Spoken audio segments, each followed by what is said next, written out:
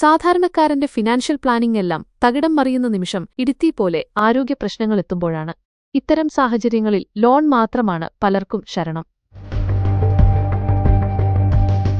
ആരോഗ്യ ഇൻഷുറൻസുകളിൽ പരിമിതിയുള്ളതിനാൽ പെട്ടെന്ന് ലഭിക്കുന്ന വ്യക്തിഗത വായ്പകളാണ് പലർക്കും ആശ്രയം.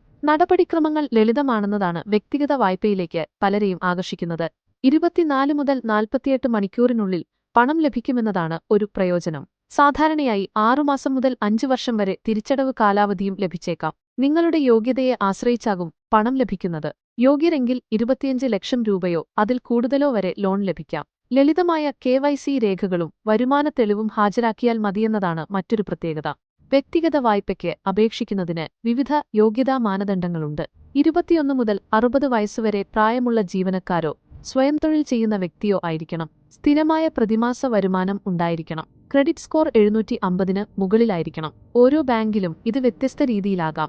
തിരിച്ചറിയൽ രേഖകൾ, ബാങ്ക് സ്റ്റേറ്റ്മെന്റുകൾ, പാസ്പോർട്ട് സൈസ് ഫോട്ടോ തുടങ്ങിയവയും സമർപ്പിക്കേണ്ടി വരാം.